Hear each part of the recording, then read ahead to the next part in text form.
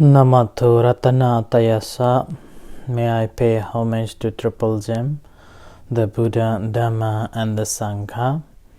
My respect goes to my parents and my teachers.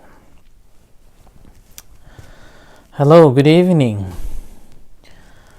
everyone. So today is a Friday, the 28th of August 2020. This is Chan Sujan from Varapunya Meditation Center, Aberdeen, Scotland, and as usual I'm here with you all to share and be part of your daily routine. This is an ongoing talk, and I've been giving this talk since the lockdown, and so it's more of 4 or 5 months now. And recently we've been concentrating on particular one topic on the basis of the first discourse that the Buddha gave to the 5 disciples after he became enlightened. And on the basis of that, I've been talking and elaborating on the different aspects of each topics and each sections. So today is another day that we are also continuing on previously speaking the 4th factors of an Eightfold Noble Path, which is the teachings of the Buddha. In my understanding, Eightfold Noble Path is what the Buddha found to understand the 4 Noble Truths, because 4 Noble Truths is the fundamental teachings of the Buddha, and which starts from suffering or the problems that we have, and every problem or sufferings has got a cause for it, and these problems can be ended, and there is a way to end the problem, and the way is the Eightfold Noble Path. And within this Eightfold Noble Path, basically there are 8 factors or components, and that is, or the 8 ways. Some people say it's 8 different ways, but it should be come together in order to get the right path. And within that 8 4 noble paths, I've been talking until now factor number 4, which is the right action. And the right action, it's been about 4 days. I've been talking on the right action on the first components, and now we will again move on with that, the same factor, the right action in the Eightfold Noble Path. So previously I was talking on the first component, and the right action has got the 3 components. One is not to harm or kill any beings, and the second is not to steal or not to taking anything what is not given, and the third is not having any sexual misconduct or adultery. So today I will be talking on the second component, which is not to steal. And it's called a musawada, which is again correlates to the 5 precepts. Precept number 4 is musawada veramani sikkhapadang samadhiyami. Now in terms of this precepts, about 2 months ago I have spoken on this topic, and if you would like to listen on this topic in detail, and then how one violates on this stealing, then you can go back and listen in a YouTube channel, our YouTube channel, which I have separated as a playlist on the 5 precepts, so you can go and listen that one. And here I will not be talking in detail that that I have spoken previously. I will try to finish as soon as possible, so we can go on to the next topics on the same factor. So stealing is taken as one of the wrong action, and not stealing or not taking which is not given is known as the right action. And obviously stealing causes troubles and difficulties to the other people. I remember when I was young, I used to go with my father and preparing for the plantation, the rice plantation. And normally our field is joined with other fields, other people's field. And then whenever you are making the dams, you have to cut the pieces of soil just to make all the grasses come down. And my father always told me that time that do not take too much soil from other field. That is a form of a stealing. And we will be violating that. Meanwhile, my father always taught me that do not take what is not belongs to you. Take only what is belongs to you and save it. Try to protect what is belongs to you. Despite of that, as a young lad, innocent or just out of a curiosity, with the friends, going with the friends, and then there was a moment that we stole a banana. It was a green banana, and I stole it along with another two friends, and I, out of a fear, I put it inside my clothes, and the grease from, or the what's called coming from the banana, the freshly cut or rubber, stuck in my body for so long, damaged for so long, and I was so horrified. Meanwhile, I was with the wrong people, wrong friends, caught up in drinking alcohol, taking cigarettes, and I didn't have money, so my friend suggested me to steal a bag of rice from where my mother kept. So as a result, I went creeping into the storeroom and stole the bag of rice and sold it. And after sold, I bought cigarettes. My mother did know that I have stolen, so she didn't tell me anything at that time. But when my father came back from the work, my mother told him, and that was the end of the story. My father tied me with the middle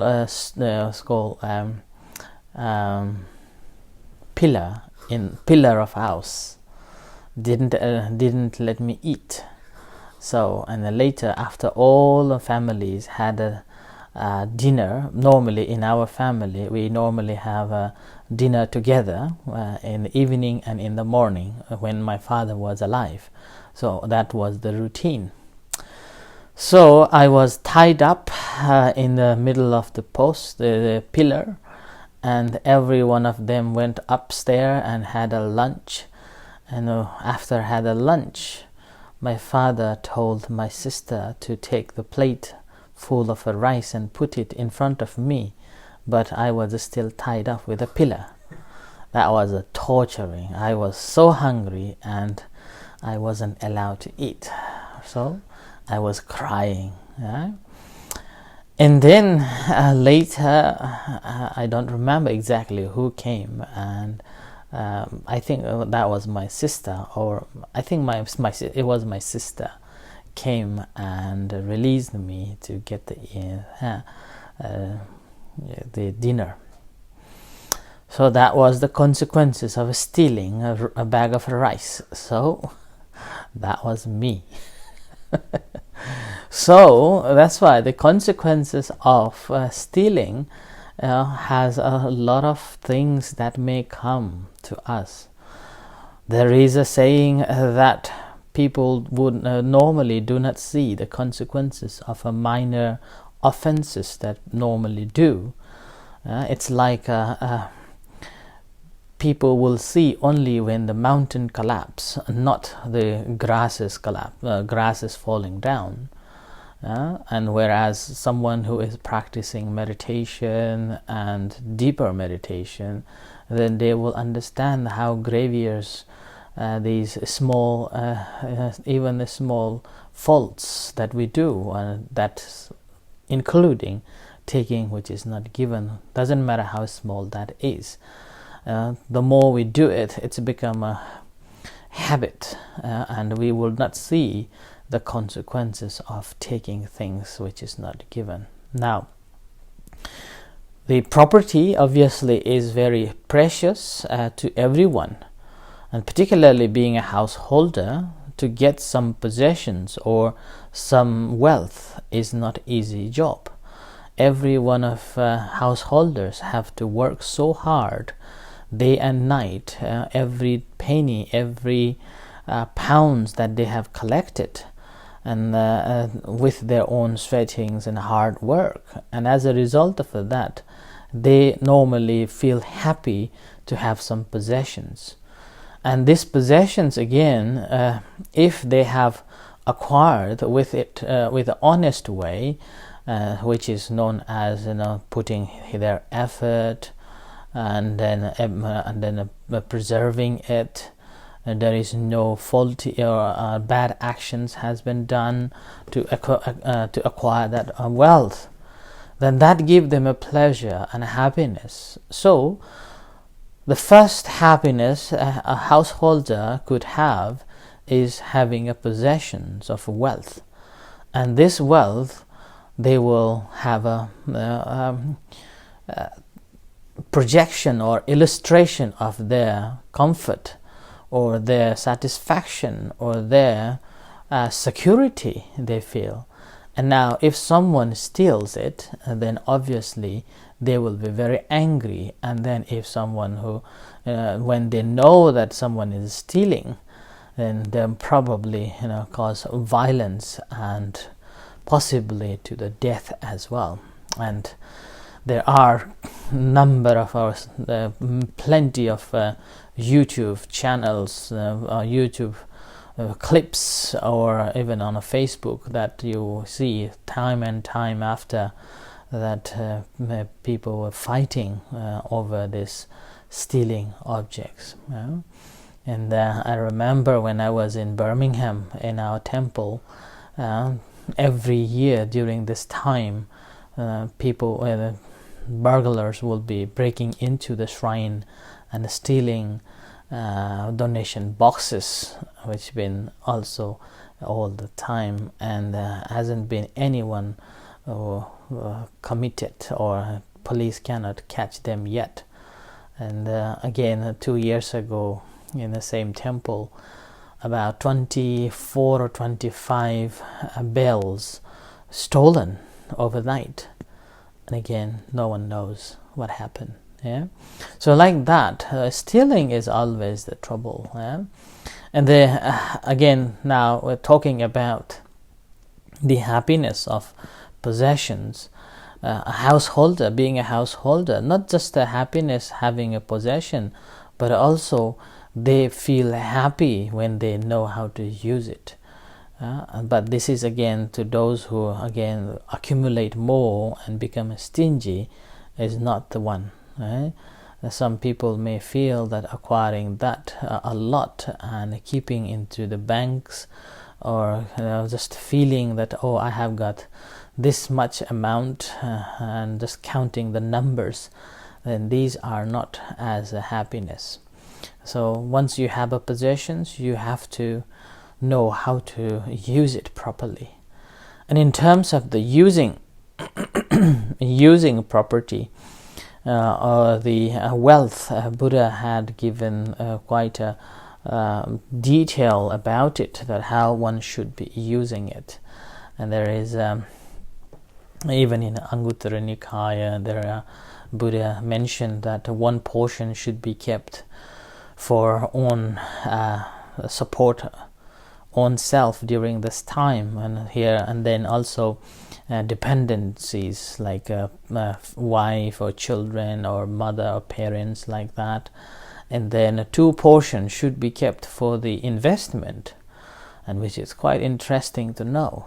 2 portion of it, and then also the 1 portion should be kept for the other generous charities, including in that 1 portion should be given to the monks and the monasteries, and these are the details in there. I have jot down here from the Anguttara Nikaya, say that the first thing one has to do in terms of using the wealth is that to support oneself and one's dependencies. Okay, and the second is supporting the friends and co-partners in the business. And I think this is one of the important part as well. Nowadays, all the companies are in a corporation or cooperated, or there will be different numbers of people investing, so they should support one another. And then the third one is finding the security for own self, knowing that where to keep the money. And then the fourth one is the supporting relatives, and then receiving guests, making merit to the departed ones, and one which you not like it, that's do not forget to pay your tax. Yeah, do not forget to pay your tax. Now here that means if you avoid paying, or if you're trying to avoid paying taxes, then that's also count as stealing. Sorry to say that. Okay, and then the portion should be also given to your own faith.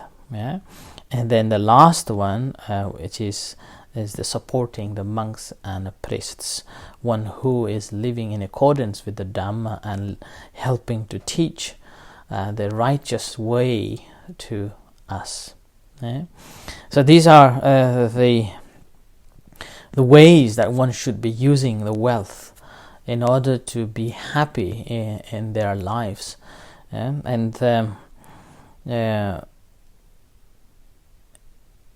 once someone has done in this way, which is called samanatata, in a balanced way, in these ways, then definitely he will be or she will be happy here, and also will not have any fear for the future.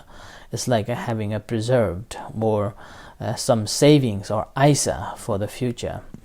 Like this time of a pandemic, there are plenty of businesses collapse, and people broke, and people are suffering a lot. Simply, many of them didn't have a savings. Many of them didn't even think of savings at all.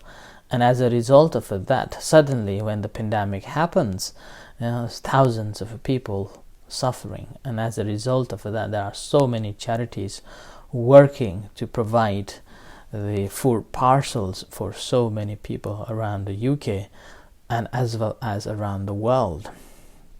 And that is simply, being a heedless and not thinking of a security.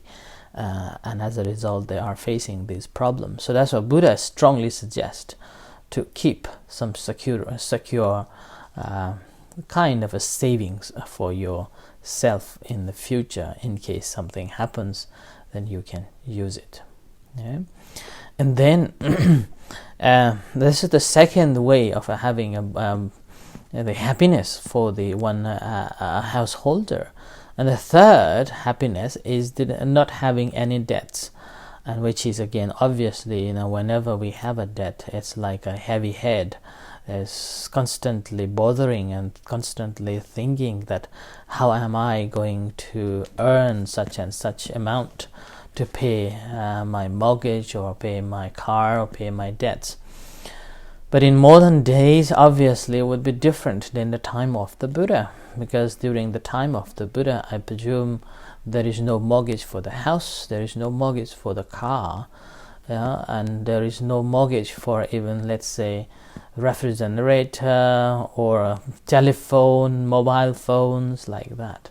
But now the whole world, probably 90% of us in this modern time are living in debt. So one has to be mindful of that.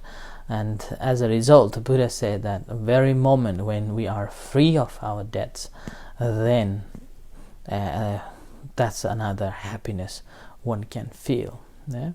And this is obviously, you can relate to your own life too, and you don't want to see debt collectors coming to collect debts at your house. It's not nice.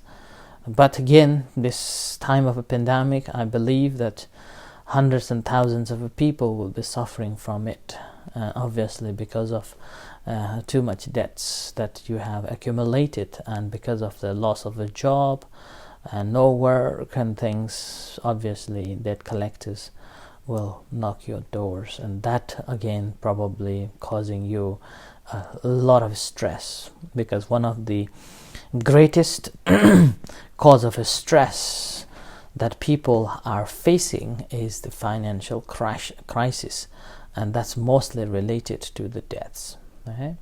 So in these cases, rather than thinking of too much, just get some help from around and go through with that. And then the last one, which is living a blameless living. And here blameless living is the greatest according to the Buddha. When someone is not free from any blames, one can feel joy and happiness no matter where they go. Okay? So in this blamelessness, what we can see that in order to be blameless person, we should be mindful of our physical body, and then any action that we take from the body, any action that we speak from speech. And in here, in particular, right action is talking about the physical body. And here, again, comes with the stealing. Not stealing makes one free from blamelessness. There is one story I have heard from Nepal, in my own village, that one family was very respectful and respected, and later one of their sons was just wandering around stealing, and as a result of that he wasn't welcomed in the village later on, and it was very sad to know, but everyone was afraid of it. Wherever he goes, and he just takes something away, and that is a form of the consequences of getting into this stealing, and as a result, Buddha says that not to steal is a right action, and this right action, once one has performed, he will be free from any blames from the physical action, and with that his mind will be free. His mind experiences joy and happiness, and this is also part of if one can maintain and manage to be joy and happy at all the time, is a certain level of even the jhanas, and the samadhis, and that comes from the joy and blamelessness. And so still not stealing, basically we are supporting the security and respecting the other's property well in the community, and everyone feels secure, and everyone can feel the happiness with their possessions. So I offer this as a reflection for today, and just with the ending with the saying that do not steal. When one steals, it causes insecurity and troubles can bring to oneself and then to the family and also in the community. So thank you everyone for listening, and I end here. May this be cause for your good and well-being, and may you all stay safe, take care. May the Buddha Dhamma Sangha bless you, And in a few moments time we will have chanting and a guided meditation.